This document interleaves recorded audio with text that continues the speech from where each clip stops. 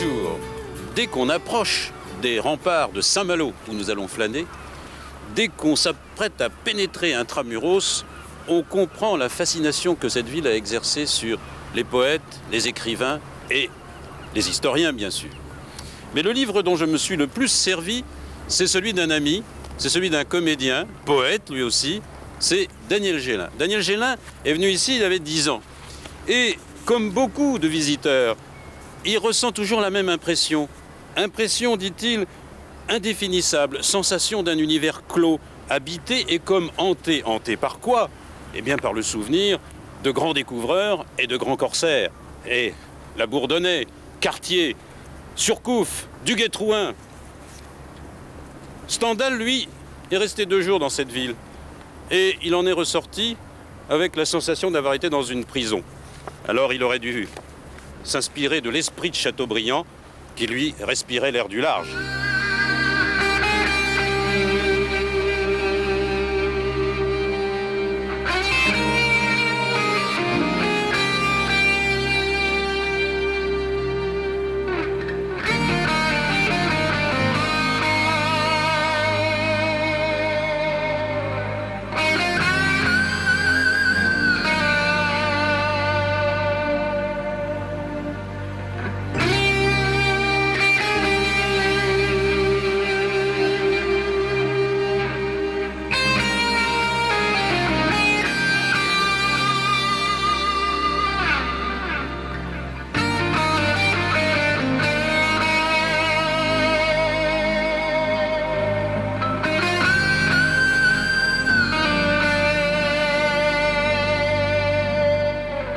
Les tempêtes malouines, le calme aussi de la mer, les îles bretonnes, et bien tout ça convient très bien à la guitare de Dan Arbraz, que nous retrouvons campé à l'Univers, justement, la brasserie la plus célèbre de Saint-Malo.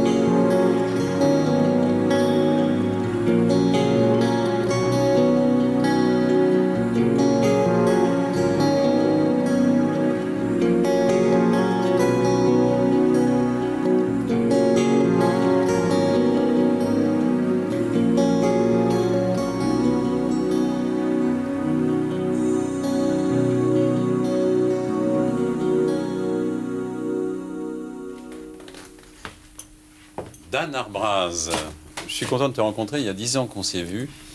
Et tu as fait 10 compacts au moins depuis que je t'ai vu. Tu chantes beaucoup en anglais, tu chantes aussi en français. Tu as chanté des chansons de Xavier Graal, tu as fait un compact là-dessus. Mais de plus en plus, c'est l'instrument que tu as envie de cultiver. Mais je ne me suis jamais considéré comme un chanteur, comme d'autres font leur premier instrument, c'est la voix. Moi, je l'utilise quand bon me semble, quand quelque chose est à dire par les mots. Et j'ai d'ailleurs plus souvent chanté en anglais qu'en français, vu que je travaille dans des pays où c'est la langue qui est utilisée pour communiquer. Tu enregistres d'ailleurs du côté d'Oxford. En Angleterre, chez des copains, dans un petit village. Mais je me dirige, c'est vrai, de plus en plus vers la musique instrumentale, quoi. Un langage universel. Je le savais, j'ai oublié. Dan Arbraz, qu'est-ce que ça veut dire? Daniel Legrand. Non, Braz en breton, ça veut dire quelque chose de grand. C'est pas de ma faute, hein, j'ai pas choisi. Non, mais écoute, j'ai pas choisi. C'est quelque chose de grand. J'ai du mal à dire que tu joues de la musique instinctive parce qu'elle est très très composée, elle est très large, il y a beaucoup d'instruments, etc. Mais pourtant, tu connais pas le solfège. Non, je connais strictement rien à la musique. Non. Donc je joue d'instinct, je fais de la peinture, j'ai l'impression, plus que de la musique. J'aime bien les couleurs, j'essaie de superposer différentes couleurs musicales pour en faire un tableau. Et d'ailleurs, ça me pose un problème parfois sur scène, parce que dans une certaine mesure, sur scène, on ne peut pas tous les soirs. Un peintre ne va pas refaire un tableau chaque soir. Donc il fait le tableau, il est exposé, il est reproduit, comme un disque est reproduit en compact ou en cassette. Et en fait, je serais mieux dans cette situation d'être plus derrière ma musique que de me mettre devant. Je préférerais rester derrière elle, qu'elle soit diffusée par tous les moyens de diffusion possibles qui existent de par le monde, mais que je reste plus derrière, que ce soit elle qui parle toute seule. La Bretagne ? C'est ma terre. La Bretagne, comment elle vit pour toi aujourd'hui ? Elle vit, elle existe avec sa différence. C'est ce que je dis aux gens, il faut qu'ils acceptent cette différence. S'ils n'acceptent pas, on ne s'en sortira jamais. Mais avoir sa différence, c'est accepter celle des autres aussi. Tes projets ? Beaucoup. Beaucoup. Ouais, beaucoup de musique instrumentale en tout cas. Merci Dan Arbraz. Et ta musique va nous accompagner tout au long de ce parcours à Saint-Malo. Avec tes deux derniers compacts qui sont Les îles de la mémoire et Rêve de Siam. Notre ami malouin Daniel Gélin a 18 ans en 1939. À Saint-Malo, écrit-il, nous finissions nos journées au bar de l'Univers, hantés par tous les grands bourlingueurs. Nous aimions le jazz, les surprises parties étaient nombreuses et parfaitement folles.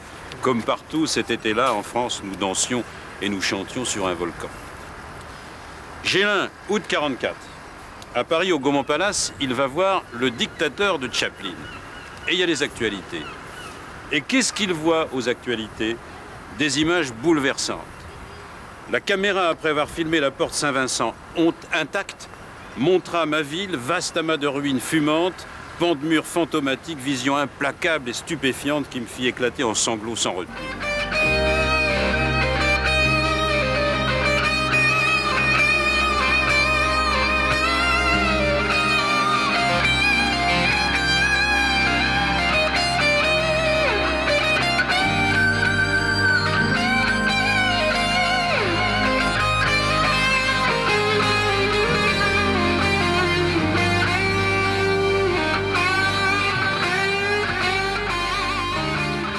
Quelques années plus tard, Daniel Gélin rencontre, au cours d'une soirée à Hollywood, chez James Stewart, à propos d'un film d'Hitchcock, il rencontre le metteur en scène Joshua Logan. Joshua Logan lui demande... c'est le metteur en scène de Bus Stop, si vous vous souvenez, ou du film avec Marlon Brando, qui s'appelait Sayonara. Alors Logan lui demande « Vous êtes d'où, vous ?» Gélin répond « Je suis de Saint-Malo. »« Ah, vous êtes de Saint-Malo. » Eh bien, figurez-vous que ce que vous avez vu aux actualités, moi, je l'ai vécu. Parce que j'étais officier dans l'artillerie américaine et je bombardais la ville de par armée. Et quand je suis entré dans les ruines de Saint-Malo, j'en ai pleuré vraiment.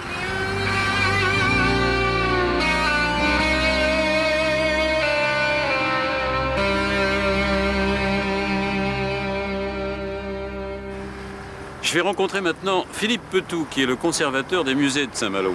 Alors évidemment, il connaît très bien ces journées de bombardement et de destruction de la ville de Saint-Malo. Mais il connaît surtout la période exemplaire de la reconstruction.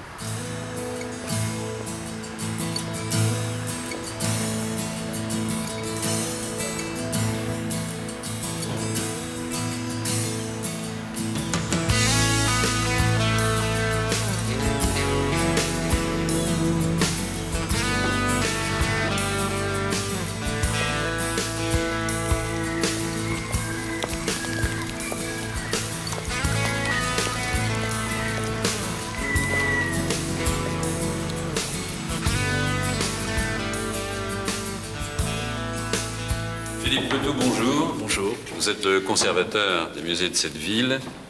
Et nous sommes ici devant un trophée qui a coûté beaucoup. Alors c'est le drapeau nazi de la garnison de Saint-Malo.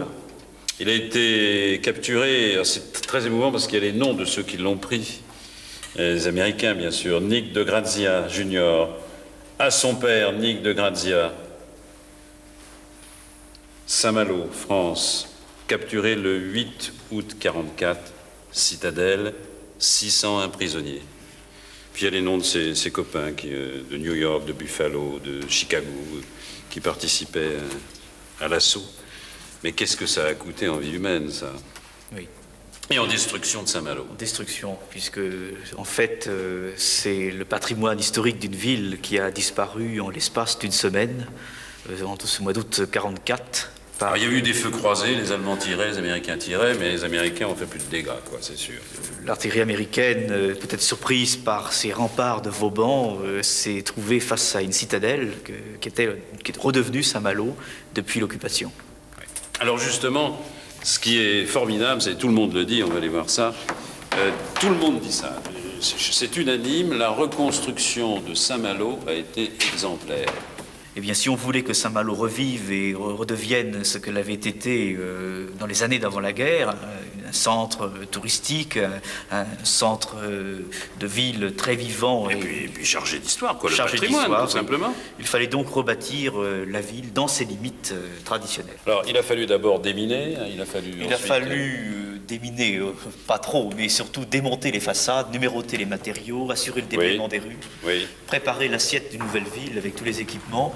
Et puis refaire des plans, parce qu'il n'y avait pas de relevé de la ville ancienne. C'est ça. On est parti de ruines qu'il a fallu quelquefois numéroter, faire de photographies de rez-de-chaussée, et imaginer une ville nouvelle, tout en étant finalement assez fidèle à son architecture ancienne. Oui.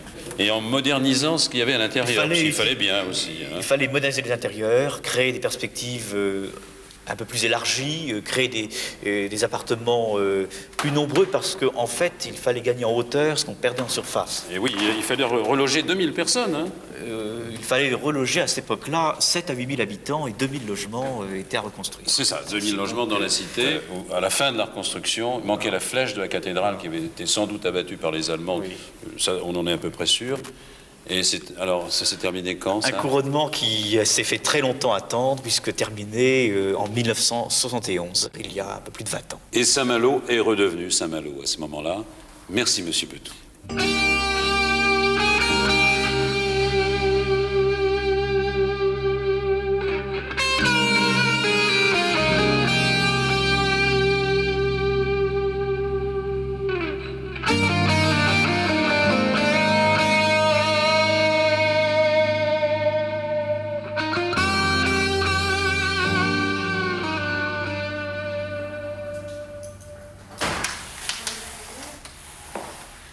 L'activité économique de Saint-Malo, à part la pêche bien entendu, a été longtemps liée à l'exportation des textiles de Bretagne, à base de lin, aujourd'hui disparu. Un autre secteur traditionnel a fait vivre son port de commerce très longtemps, il le fait vivre encore aujourd'hui, c'est l'engrais. L'engrais tiré du merle, qui est une algue calcaire qu'on tire du fond des mers. Aujourd'hui, la troisième entreprise d'Ille-et-Vilaine par son chiffre d'affaires, le groupe Roulier, dont le président est aussi président de la TIMAC, est le premier en France dans la fertilisation, les engrais, si vous voulez. Bon, avec beaucoup d'activités diversifiées. On va voir M. Roulier, qui est aussi le vice-président de la Chambre de commerce. Le port de Saint-Malo est un port qui fonctionne relativement bien.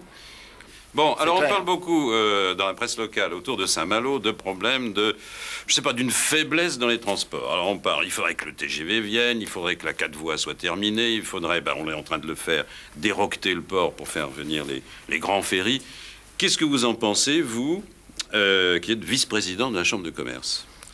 Je pense que tout ça c'est très important et que quand les Malouins prétendent qu'ils ont besoin d'un déroquetage, je crois qu'ils ont raison. Le déroquetage, c'est quelque chose de très important parce que les bateaux vont être de plus en plus gros. Nous allons donc avoir de plus en plus de passagers en provenance de l'Angleterre, ce qui est essentiel pour une ville comme Saint-Malo, qui est essentiellement tournée vers le tourisme.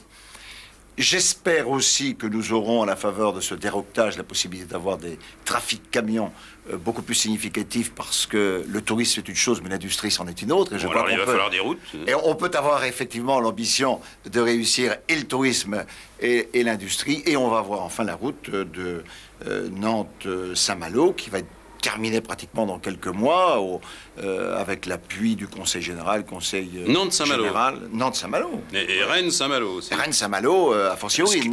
Qui fera que Saint-Malo sera la banlieue de Rennes, ou le contraire. Ce qui fera que les Rennais diront que Saint-Malo est la banlieue de Rennes, et vous pouvez compter sur les Malouins pour qu'ils disent que Rennes sera la banlieue de Saint-Malo. Oui. Mais bon, on est déjà engorgé un petit peu par le tourisme ici. Il y a 200 000 personnes l'été sur les plages. Là, ça va faire lourd, tout ça. Non, on peut faire beaucoup plus. Vous savez, il y a une concentration très forte sur quelques plages, mais nous avons des dizaines de kilomètres de plages dans la région. Non, on peut doubler le nombre de touristes à Saint-Malo. Le TGV alors, le TGV, faut déplacer la gare, faut faire des nous avons maintenant la route pharaonique. Nous avons la route maintenant, c'est bien. Nous allons avoir le déroquetage du port. Je crois que si le TGV venait jusque Saint-Malo, ce serait la solution idéale, bien sûr. Vous voulez tout de suite, quoi. On a tellement attendu. Moi, je trouve que les Malouins ont fait preuve d'une patience extraordinaire. On l'attend, cette route, depuis 30 ans. Alors, je crois qu'aujourd'hui, ils ont besoin, c'est normal. Il y a un chômage énorme dans cette région et il faut tout de suite. Merci, Daniel Roulier. Pour entrer dans le port de Saint-Malo, tout commandant doit s'en remettre au pilote du port. Car l'accès du port de Saint-Malo est assez difficile. Il y a les écueils, les rochers, il y a le problème des marais, il y a l'écluse à passer. Alors, les pilotes du port font entrer et sortir 3000 bateaux par an. Ils sont d'une société privée, mais ils ont une mission de service public. Ils protègent les installations du port en guidant bien les bateaux. Ils protègent aussi l'environnement en évitant les échouages. Et nous allons rencontrer avec Valérie Hurtel un de ces 4 pilotes. Il s'appelle Paul Renaud et c'est un ancien capitaine au long cours qui est très content au fond de s'être fixé ici. Il a dû passer quand même un concours pour devenir pilote du port. Paul Renaud est l'un des 4 pilotes du port de Saint-Malo. Jour et nuit, il aide les cargos à entrer et sortir du port, manœuvre délicate pour les bateaux étrangers qui doivent jouer avec les courants, les marées et les écueils. Yes, good morning, Captain. This is Saint-Malo pilot. What is your ETA at the fairway buoy, please? Yes, all received from Saint-Malo pilot, so you will get your pilot on arrival. Roger. On va chercher un cargo, là? Oui, tout à fait. Nous allons chercher un cargo allemand, le Freital, qui est droit devant nous. Et nous allons embarquer sur ce navire-là pour le rentrer au port de Saint-Malo. On embarque par une petite échelle? Oui, une échelle de corde. Alors c'est un navire de 120 mètres de long qui est chargé, qui a 7 mètres 70 de tirant d'eau. Donc l'échelle ne devrait pas être très très haute, un 3 mètres maximum, je pense. Quand la météo est mauvaise, cela sous-entend que la mer aussi est agitée. Et quelquefois, les mouvements le long de la coque du navire sur lequel on doit embarquer sont assez désordonnés. Et disons que on risque peut-être notre vie une dizaine de fois par an. Right-handed propeller. Right-handed propeller. Okay, thank you very much, Captain. So the engine half ahead, please. Half ahead. Alors, pilote à bord, on prendra donc 2 remorqueurs et je souhaiterais le Corsair devant et le Grand B derrière. Reçu, Corsair. Le pilote est le conseiller technique du navire. Donc, juridiquement, il n'y a pas de transfert de commandement. Le commandant, reste responsable de son navire, mais dans la pratique, le commandant laisse le pilote effectuer l'entrée et la manœuvre de son navire.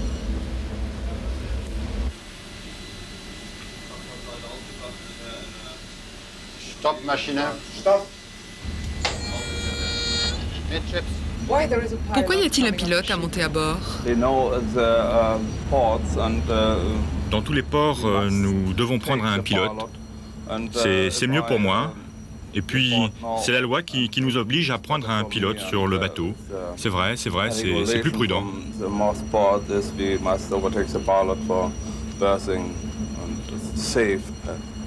Langsam fest vorne. Yeah, we are in position, Captain. C'est un métier qui ne connaît pas la routine. Les conditions de marée ne sont jamais les mêmes, les conditions météorologiques ne sont jamais les mêmes, les navires sont toujours différents, l'accueil est toujours très chaleureux. C'est peut-être un peu prétentieux ce que je vais dire, mais nous avons un petit peu un rôle d'ambassadeur puisque nous sommes la première personne que les étrangers rencontrent en arrivant au port. Thank you very much, Captain. So have a good stay in Saint-Malo. Bye bye.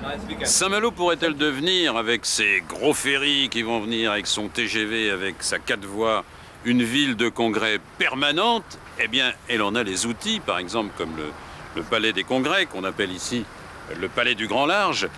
C'est sans doute pas suffisant, mais déjà se tiennent ici le festival de la BD, qu'on appelle Quai des Bulles. Ah, c'est bien fait. Et le salon du livre d'aventure, qu'on appelle Étonnant Voyageur. Mais l'aventure des livres est ici permanente. On pourrait la faire commencer avec Théophile Briand, qui fut ici le promoteur de beaucoup d'écrivains et de poètes, et dont la veuve, d'ailleurs, maintient le flambeau avec son association La Tour du Vent. Et l'aventure des livres consacrés exclusivement à la mer, eh bien, on la trouve chez un petit libraire d'apparence, mais grand éditeur, Bertrand de Quénétain. On va le voir.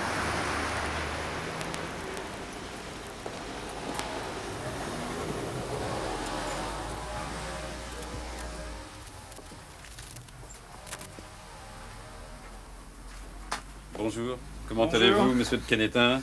Bien. Alors, de vous recevoir. D'où vous vient cette passion pour la mer, vous qui êtes éditeur exclusivement de livres sur la mer? Mais oui, exclusivement, oui.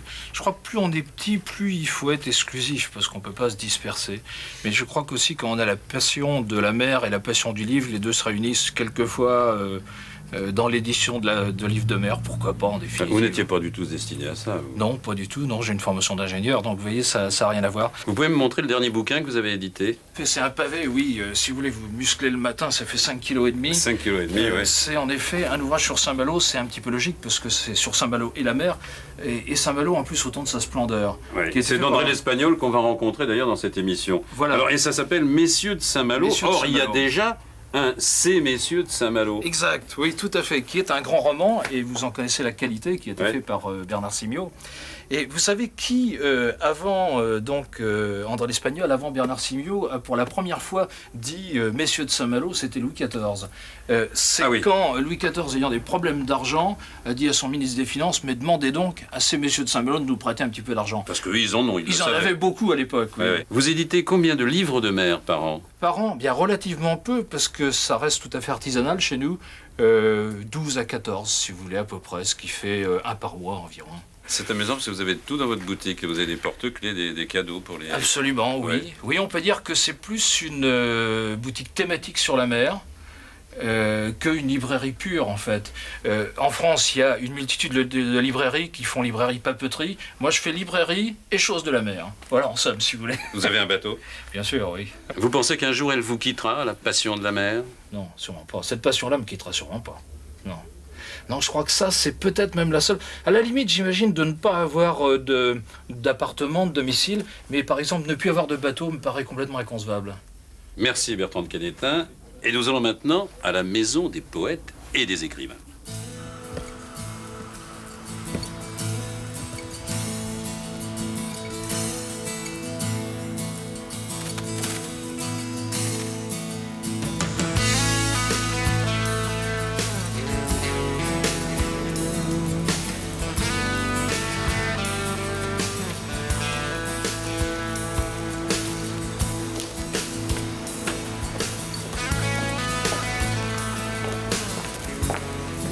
Ah oui, ça a beaucoup de charme, ce quartier historique. Tout est historique à Saint-Malo, mais là, c'est un quartier spécialement historique, avec des maisons qui ont été refaites, rénovées, entretenues, bien comme il faut.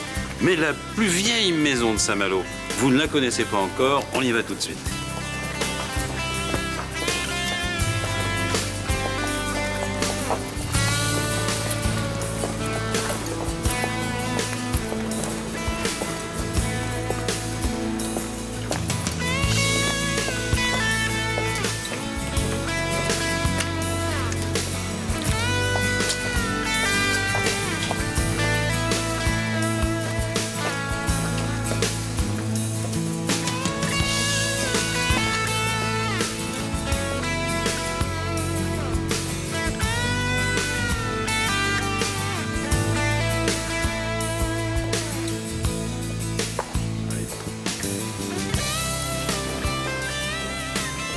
bien, la voilà, la plus vieille maison de Saint-Malo, façade en bois.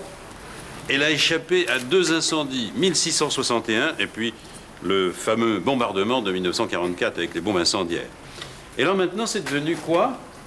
C'est devenu la Maison internationale des poètes et des écrivains. Et elle est animée par une femme exceptionnelle, Dodic Jégou. Dodic Jégou, ça fait 30 ans qu'elle anime des rencontres internationales de poètes et d'écrivains. Sangor est venu, des poètes sud-américains très célèbres, des prix Nobel sont venus là. On va voir Dodic Jégou.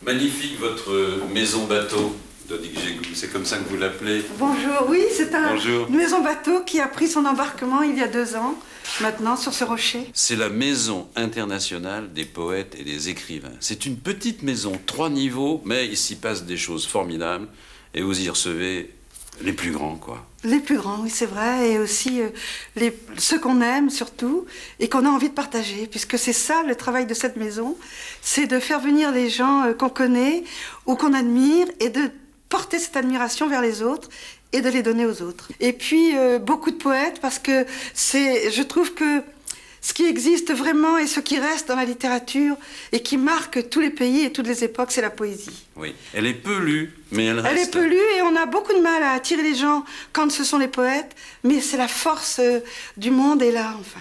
D'ailleurs, dans votre prospectus, je ne sais pas si on peut appeler ça comme ça, pour les rencontres internationales de Bretagne 92, vous dites une phrase merveilleuse. Quand l'émotion est absente, il n'y a plus qu'un intérêt documentaire. La poésie n'a aucune utilité, elle n'est que nécessaire. Je trouve ça formidable. Tout est dit. Oui. Après, on n'a plus rien à dire, c'est la vérité. Bon, le public, les Malouins, là, ils viennent?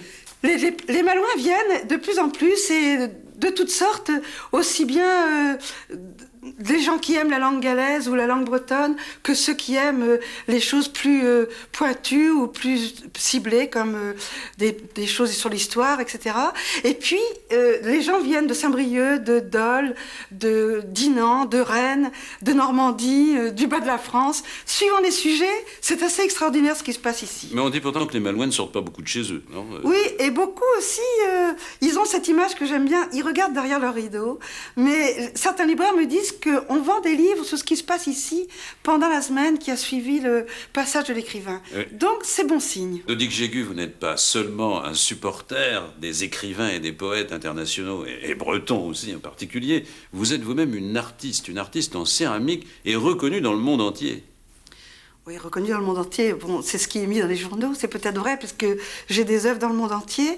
Mais mon travail de céramiste, en fait, était un travail d'imagière, puisque j'ai illustré depuis des années tous les grands noms de la littérature de cette région, qui est donc une littérature très forte et extraordinaire. Magique aussi. Et magique.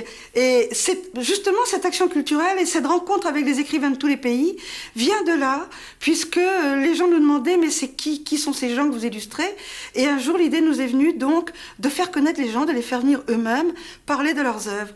Et c'est comme ça que s'est emboîtée toute cette histoire du monde entier, de gens qui venaient d'Islande, du Portugal, de tous les pays.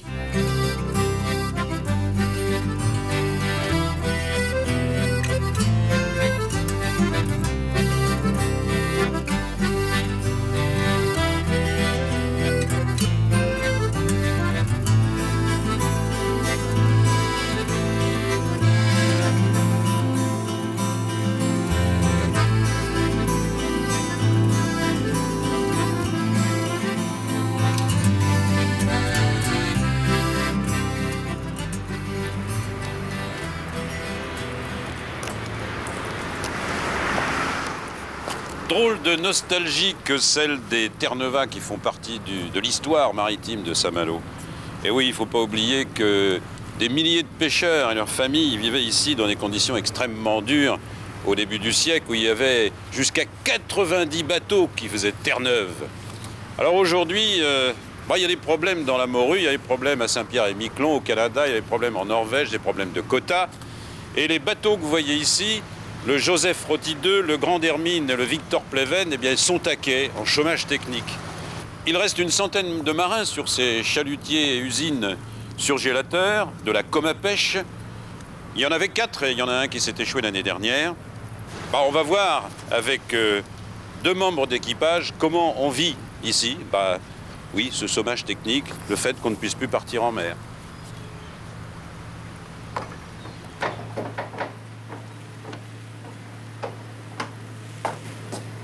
Bonjour messieurs, merci de m'accueillir à bord du Grand Hermine. Michel Mansuel, vous êtes second mécanicien. Et vous, Paul-Noël Réveillard, vous êtes... Ramandeur. Ramandeur, c'est quoi ramandeur? C'est une petite équipe de spécialistes qui répare les chaluts quand il y a des avaries. Alors en ce moment, vous êtes au chômage technique? Voilà, c'est ça, oui. Chômage technique jusqu'à la fin de l'année. Le chômage technique, comment est-ce que vous le vivez? Bien, les premiers mois, nous sommes pris en charge par l'armement, les 2 premiers mois. Puis après, c'est comme tout le monde, la CEDIC. Ouais. Il y a sûrement beaucoup de chômage dans votre profession en ce moment. Dans la nôtre, il n'y a plus que 2 équipages. Je sais pas, le Victor est désarmé depuis le début de l'année et il n'a pas d'équipage, le Victor. On est répartis sur les 2 qui restent. Comment vous vivez alors? Comment vous faites vivre vos familles? Eh bien, il arrive que, comme là, on revient de Norvège, on a fait de bonnes campagnes à suivre. Ça peut aller pour cette année, mais comme les gars du Victor qui étaient sur le Victor au début de l'année, ils sont rentrés avec 90 tonnes, je crois. Et puis, depuis, ils n'ont rien eu. Comment êtes-vous payé quand ça marche, quand le bateau pêche? À la part de pêche. C'est suivant le tonnage ramené. Les parts sont très différentes. Par exemple, un novice à 0 par 80, un jeune de 16 ans, c'est un novice. Puis après, suivant les qualifications, quoi. Comme moi, ramandeur, c'est 1 par 60. Après, un chef, 1 mètre d'équipage. Un second mécanicien, c'est combien? 4 parts. Oui. Ah oui, il y a une disparité. Oui, c'est une différence assez importante. Ça a toujours été, ça a toujours existé comme ça. Et l'armateur, lui, il a combien, lui? C'est-à-dire, c'est sur la vente totale. Il y a 1/5 pour les équipages et 4/5 pour l'armateur. On peut avoir une idée de vos revenus respectifs sur une année, si ça fonctionne? Non, il n'y a pas... On ne peut pas donner sur une année parce que c'est complètement différent d'une année à l'autre. Ça peut être du simple au double. Cette année, ceux qui ont fait toute l'année sur la Grande Hermine ont une bonne paye, mais ceux l'année dernière, c'était beaucoup moins bon. Est-ce que vous avez pensé à une reconversion ailleurs que dans la pêche? Non, jamais. Pourquoi? Il y a 20 ans que je fais le métier là. Ouais. J'ai commencé à 16 ans, et puis tant qu'il y aura des bateaux à faire Terre-Neuve, je ferai Terre-Neuve. Ah oui. On dit Terre-Neuve, mais même si on va en Norvège ou au Groenland, pour nous, c'est toujours Terre-Neuve. Oui. Ouais. Mais pourquoi? C'est un métier qui vous passionne, on peut dire ça ou... Oui, oui, de toute façon, celui à qui ça ne plaît pas, il fait 1 ou 2 campagnes et puis après c'est terminé. Ouais. C'est pas possible de faire ce métier-là. Vous vous rendez compte, vous êtes 3 mois sur un bateau comme ça, que des hommes... J'imagine, oui. Oui, et puis sans compter que c'est un métier qui est quand même travailler 6 heures par jour. Donc si on ne l'aimait pas, on ne le ferait pas. On abandonnerait. Et le rythme du travail? C'est 12 heures de travail, 6 heures de repos. Sur les 6 heures de repos, il y a les repos. Oui, ça fait pas beaucoup. Et on recommence comme ça tout le temps, 12 heures, 6 heures. Quand il y a du poisson. Tant qu'il y a du poisson. Ouais. Quand il n'y a pas de poisson, s'il y a du matériel à faire, s'il y a des chaluts à réparer, on en profite. Et puis, autrement, on a la télé quand même. Vous êtes marié? Oui. Vous avez marié, des enfants? 2 enfants. Oui. Alors, qu'est-ce qu'elle dit, votre femme et vos enfants, quand vous êtes partis? Combien de temps? 1 mois et demi, 4 mois, ça dépend? Oui, enfin maintenant, sur celui-là, c'est surtout 1 mois et demi, 2 mois. Oui. Et ma femme a dit qu'elle s'y habitue pas, que c'est de plus en plus dur. Ah oui. Elle vous incite à changer de métier ou pas? Non, elle a essayé au début, mais... Et vous? Moi, ça fait 23 ans que je suis à la compagnie, maintenant, j'irai jusqu'à la retraite. Merci, messieurs. Alors, on a évoqué très rapidement les familles des Terre-Neuvains. Eh bien, on va voir maintenant un extrait d'une récente émission signée Alain Guélaf.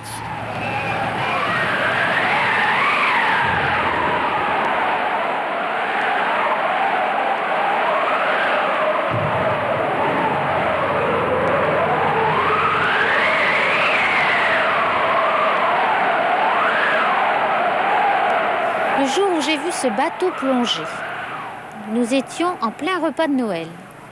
Ma fille qui a arrêté de manger. Maman, c'est pas possible, papa il est là en ce moment. Et c'est vrai que ça, je me refusais à voir tout ça. C'était un refus de ma part, parce que sinon je l'aurais vécu que dans l'anxiété. J'y pensais, mais je refusais. Je ne voulais plus penser à tout ça. Parce que sinon, j'avais peur que ma vie devienne un enfer.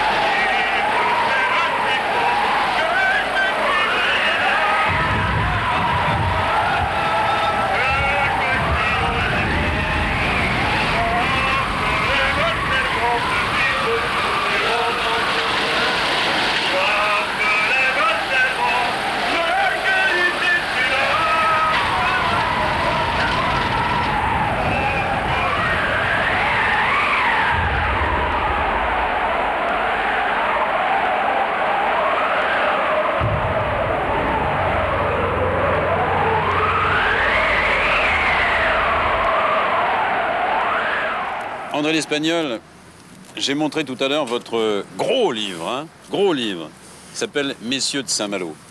Et bon, c'est une passion d'universitaire, je suppose. Oui, c'est combien une recherche universitaire, une dizaine d'années, une bonne. Oui.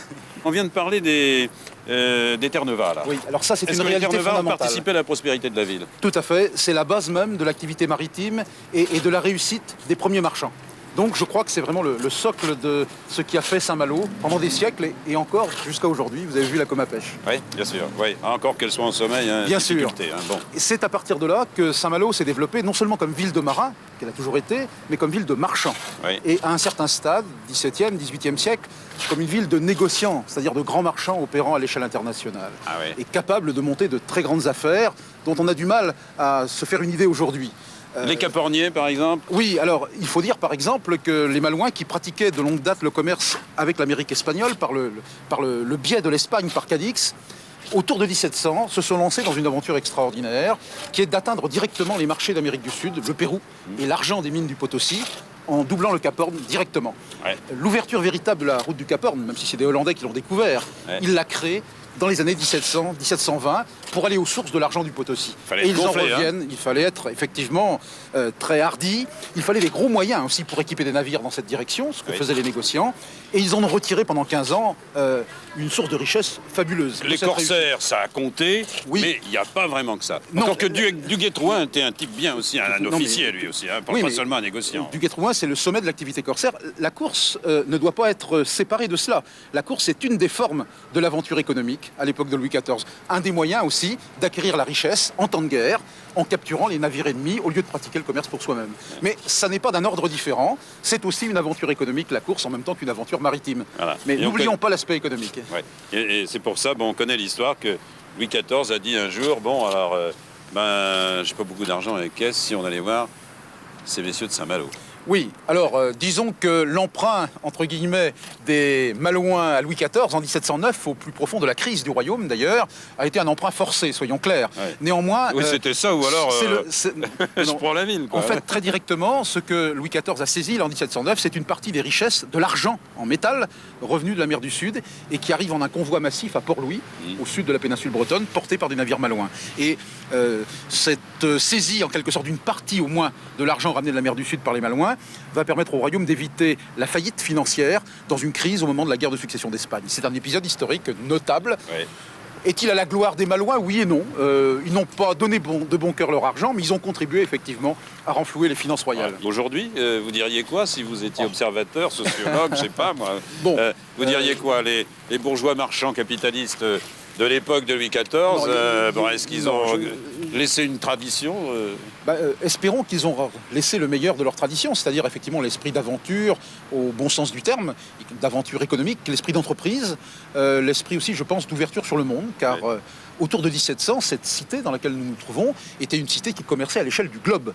Je crois qu'il faut bien situer C'est cela ça. dans On a toute bien son compris ça. importance. Et vous pensez, André l'Espagnol, que la piétaille, si on peut dire ça, des marins, c'est-à-dire ceux qui naviguaient, quoi, Oui, qui a été une des sur le conditions pont, de la réussite. Bon, ils ont touché leur part du gâteau, eux. Disons qu'ils sont partis avec l'espoir, eux aussi, de décrocher, sinon le gros lot, du moins un lot dans l'aventure. Quelques-uns ont pu le faire à travers la course et les parts de prise, les plus chanceux. Quelques autres, en pratiquant ce qu'on appelait le commerce de pacotille, ils apportaient quelques marchandises pour leur compte qu'ils pouvaient vendre en Amérique du Sud ou aux Indes.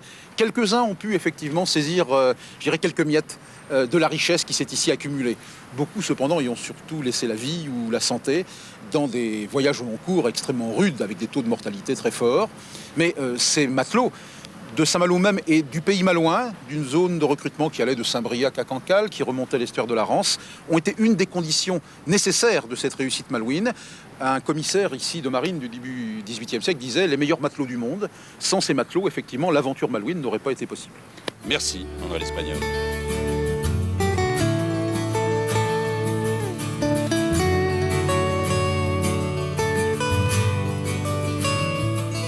Daniel Gélin raconte: le plus populaire ici en notre jeunesse fut sans conteste Surcouf. Non seulement parce qu'il était entré dans la légende, mais parce que ses descendants vivaient et vivent encore parmi nous. Et ça, nous allons le voir dans un instant. Si la fière devise de la ville, ni français ni breton, malouin suit, convient à beaucoup de corsaires, c'est peut-être à Surcouf qu'elle sied le mieux. Spectaculaire marin, habité de défis et mélangeant la folie la plus audacieuse au sens le plus aigu de son intérêt, sa vie entière illustre admirablement le destin de la France sur les mers. Pendant la Révolution qui interdit la traite des Noirs, il la pratiqua clandestinement, combattit ensuite les Anglais en invincibles corsaires, devint son propre armateur, recoursa les Anglais, et après la chute de l'Empire, il devint le plus riche armateur de France. Alors, nous allons voir justement le dernier côtre qu'il a armé pour la course en Manche, et il s'appelle le Renard.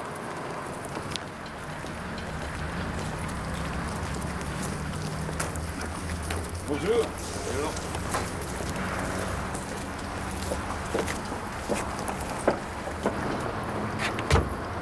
Bonjour Robert Surcouf. Bonjour. Ah, c'est impressionnant d'appeler quelqu'un Robert Surcouf. Hein. Oui. Robert Surcouf, il ne doit plus exister grand-chose du pactole que Surcouf avait légué, mais vous avez hérité un petit quelque chose quand même. Hélas non, un petit peu de ressemblance, on le dit tout au moins, et puis j'ai hérité du nom et du prénom. Oui, et puis d'une petite propriété aussi. Oui, enfin j'habite une maison qui a été construite par un des fils du corsaire, par Adolphe Surcouf, qui était un de ses fils. Bon. Alors, vous savez que c'est très contesté, votre descendance directe avec Robert Surcouf. Il y a même une association des descendants de Surcouf. Ah ben, je n'ai jamais eu la prétention de me présenter comme descendant direct. En fait, je suis l'arrière-petit-neveu du corsaire. Je descends du frère cadet de Surcouf, qui s'appelait Noël Nicolas. Et ce que les gens ignorent, c'est qu'il y avait 4 frères Surcouf de la même génération qui étaient corsaires à la même époque. Ah oui. Charles, Robert, Nicolas et Noël Nicolas, dont je descends.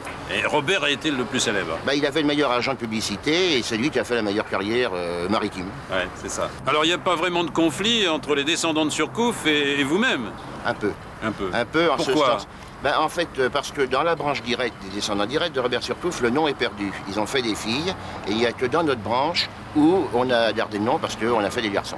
Ouais. Involontairement peut-être, mais enfin, ils sont là, et moi-même, j'ai 3 fils, et j'espère que le nom est encore perpétué pour de nombreuses générations. Alors, vous nous rappelez le Surcouf dont vous dites être le descendant? Noël Nicolas. Noël Nicolas. Le frère cadet qui était à bord de la Confiance lors de la prise du Kent et qui était lieutenant sous les ordres de son frère sur le Revenant quelques années plus tard. Bon, merci de cette précision. Mais pourquoi cette polémique? Enfin, ça ne sert pas à grand-chose. Elle n'est pas de mon fait. Il ne peut pas grand-chose, mais enfin, ça arrive assez souvent. Merci, Robert Surcouf. Et on va aller voir un autre descendant de Surcouf. Ah, l'histoire de famille, ça passionne toujours la France. Ah, oui. Bonjour, Patrick Fournel. Bonjour. Alors, vous êtes président de l'association des descendants de Robert Surcouf, le corsaire. Exact. Or, nous venons de voir un Robert Surcouf qui, lui, est descendant d'un frère de Robert Surcouf, le corsaire. C'est exact, parce que dans la famille Surcouf, à l'heure actuelle, il n'y a aucun descendant direct de Robert Surcouf avec le nom de Surcouf. Ouais. Donc, il ne descend que d'un frère de Robert Surcouf. C'est ça. Il prétend pas le contraire, d'ailleurs. Non, nous sommes cousins, nous cousinons bien comme à la botte de Bretagne. Oui. Alors, il dit qu'il y a une polémique et que c'est dommage. Disons qu'il y a une polémique à partir du moment où il se fait entendre, où il écrit, où il se fait enregistrer comme étant descendant direct de Robert Surcouf, le corsaire. Ah oui, mais c'est pas ce qu'il nous dit à la caméra. Alors, allez savoir. Oui, mais à partir du moment où on s'annonce descendant direct de Robert Surcouf, ça peut être son grand-père comme mon trisaïeul. J'espère que vous suivez. Alors le vrai Robert Surcouf de Saint-Malo, c'est celui qui a vécu de 1773 à 1827. Bien. C'est le seul. Mais à combien est-ce qu'on peut estimer la fortune de Robert Surcouf? Je l'avais estimé il y a quelque temps 2 milliards de francs or. 2 milliards de francs or? Ça fait beaucoup. Ça représenterait combien aujourd'hui? J'ai pas d'idée. Écoutez, ça peut représenter, puisque j'ai des documents qui prouvent que Surcouf avait des propriétés du côté de Dole, du côté de Combourg, du côté de Quattreville en Normandie, et évidemment à l'île Maurice. Mais alors simplement pour vous donner une idée, quand Surcouf a pris la Sibylle, qui est un gros bateau, je crois je ne veux pas me tromper, mais il y avait 38 ou 40 canons, sa prise a été estimée à 2 millions de francs or. Donc simplement un bateau, un vaisseau, 2 millions de francs or. C'est énorme déjà. Ça valait le coup de faire la course. Il a fait 47 prises. Combien de vous de vrais descendants de corsaires? À l'heure actuelle, pour l'année prochaine, j'ai répertorié déjà 70 membres. 70 membres. Et je pense arriver au bout de 2 ans, 3 ans, parce qu'il y a tout un travail de recherche, un travail de généalogie, et puis un travail, nous sommes une association jeune qui débutons, et il faut absolument que nous envoyions du courrier. Donc nous faisons appel à toutes les bonnes volontés. Il y en aurait 300. Il y en aurait 300. Avec les enfants, les petits-enfants, effectivement, parce que ça fait 3 générations. Oui. Mais qu'est-ce que vous allez faire avec ça, alors, avec cette association? Alors, avec cette association, au départ, c'était prévu que ce soit une association familiale. Oui. Eh bien non, c'est pas ce qui va se passer. Ça va être en fin de compte une association qui va conserver le souvenir de Robert Surcouf, le corsaire, qui va éviter ou empêcher que le nom de Robert Surcouf soit repris commercialement. C'est ce qui se passe à l'heure actuelle. Ah, voilà. Et conserver également, en plus, le souvenir, l'esprit, mais tout ça, c'est un tout. Bon. Mais est-ce qu'il y a vraiment encore un descendant de Robert Surcouf qui s'appellerait Robert Surcouf? Alors, normalement, je n'avais pas l'intention d'en parler. Mais je veux vous faire une révélation. C'est qu'un descendant du baron Antoine Surcouf existe. Il habite New York et j'espère avoir le plaisir de l'accueillir à la municipalité de Saint-Malo au 15 août en 93. Attendez, je m'y perds. Antoine Surcouf, le baron Antoine Surcouf, c'est pas Robert Surcouf? Le baron Antoine Surcouf, qui est décédé il y a 4-5 ans, je n'ai plus les dates en tête, était le dernier descendant mâle de Robert Surcouf le corsaire. Et il a eu un petit-fils qui s'appelle Robert Surcouf. Par conséquent, c'est le vrai et le seul Robert Surcouf qui existe descendant par les mâles. Et il est américain. Merci, Patrick Fournel. Parmi tant d'illustres personnages qui partirent de Saint-Malo pour courir le monde, il y eut bien sûr Chateaubriand François René. Il naquit rue des Juifs le 4 septembre 1768 à l'hôtel de la Jiquelais, ce qui me retourne complètement, vous l'imaginez. Il décrit son enfance à la fois mystique et bagarreuse dans ses mémoires d'outre-tombe. Et à 10 ans, il dit que les polissons de la ville étaient devenus ses plus chers amis. Il adorait jouer sur les remparts, avec les vagues des tempêtes lui aussi, et ça se passait justement là, au pied de la tour qu'on voit là-bas. Saint-Malo n'est qu'un rocher, disait-il.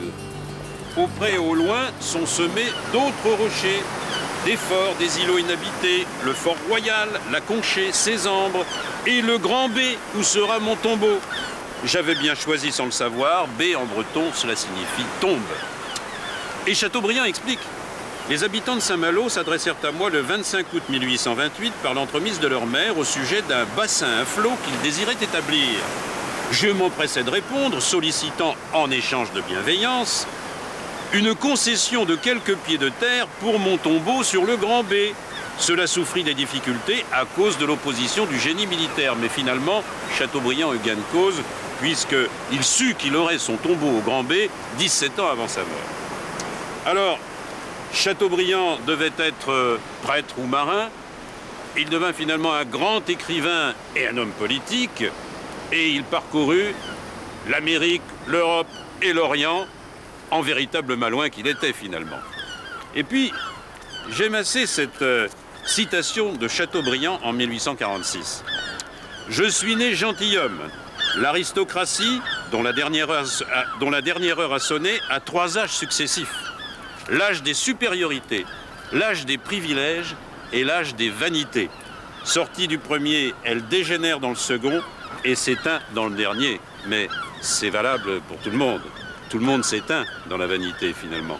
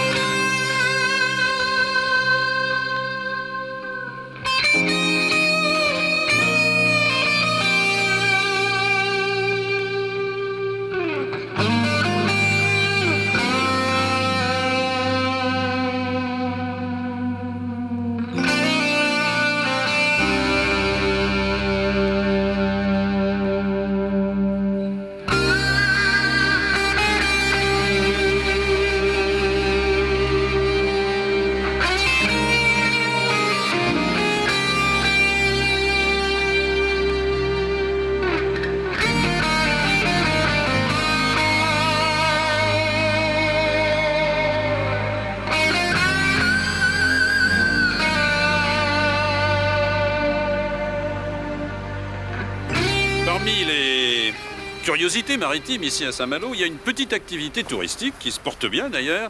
Ce sont les charters. Alors on loue des bateaux pour un dimanche, pour un week-end, pour des croisières d'ailleurs. Pas forcément aux Caraïbes, hein, mais en mer du Nord. Et ce sont des charters sur un bateau de Surcouf ou bien sur le Pendwick 6 de Tabarly, etc. Valérie Hortel est allée voir.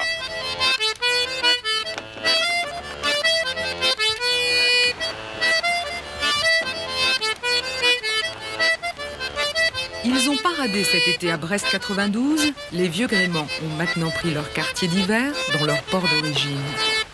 Aujourd'hui, la parade est terminée. Et comme il faut bien gagner sa vie, ils vont devoir se louer. Le Renard, ce qu'autre corsaire, réplique du dernier bateau de Surcouf, proposera dès le printemps prochain à tous les amateurs des journées en mer, balades à travers les îles et à travers l'histoire. Nous embarquons des groupes ou des personnes sur le plan individuel, particulièrement l'été, entre juillet et août bien sûr. Dans les intersaisons printemps et automne, c'est plutôt l'affaire des groupes, genre comité d'entreprise, classe, sortie de classe scolaire, des choses comme ça. Quel est le confort à bord? Ça, le confort, il est à peu près celui que le bateau d'origine offrait, c'est-à-dire assez peu de choses. Spartiate. Mais les gens ne viennent pas ici pour trouver des cabines avec des toilettes et des salles de bain. Hein. Ils viennent parce qu'ils veulent se retremper dans l'histoire. Une journée sur le Renard vous coûtera entre 100 et 300 francs par personne selon la saison. Mais le Renard n'est pas seul à offrir des promenades à tous ceux qui le souhaitent. Son voisin de quai, l'Étoile Molène, un ancien tonnier, ne désarmera pas de l'hiver. À côté d'eux, un autre rêve, le Pendwick 6, l'ancien bateau de Tabarly, et Pacôme, l'ex-Critère 5 de Malinowski, sont eux aussi offerts à la location, soit pour un jour, soit pour des croisières plus lointaines. Ça fait rêver les gens un petit peu d'embarquer sur des bateaux avec des noms comme Pendwick ou Pacôme. Et puis sur les vieux gréments, c'est vrai que ça les ramène un petit peu dans le passé. Ce sont des bateaux qui sont toujours loués avec un équipage? Absolument. Ces bateaux-là, de par leur taille, sont systématiquement loués avec équipage et en fonction de leur taille, il y a donc un patron et dans certains cas, donc un patron et un matelot. On peut louer Pendwick 6 pour combien? Globalement, c'est de 6 à 12 000 francs par jour et la base, c'est de 14 personnes.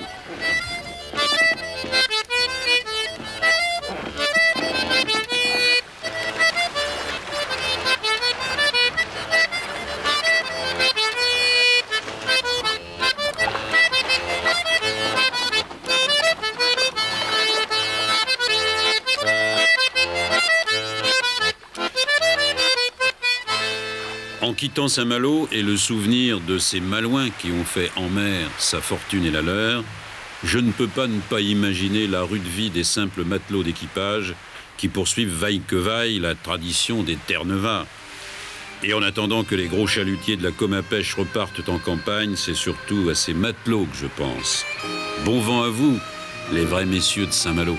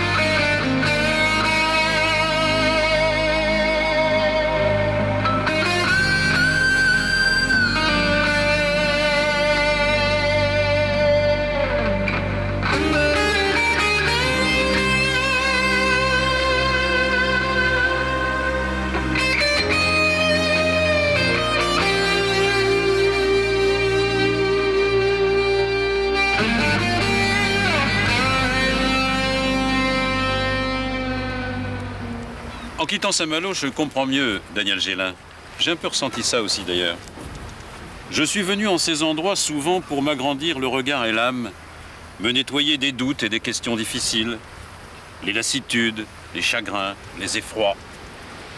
J'y étais non seulement ragaillardi, consolé, purifié, mais aussi animé d'un amour énorme pour tous les êtres du monde, pour tous les peuples, les races avec leurs cités, leurs estuaires, leurs valeurs et leurs âmes collectives. Samedi prochain, nous serons à Brest, une autre ville d'aventure, et vous verrez, une aventure très moderne. À samedi!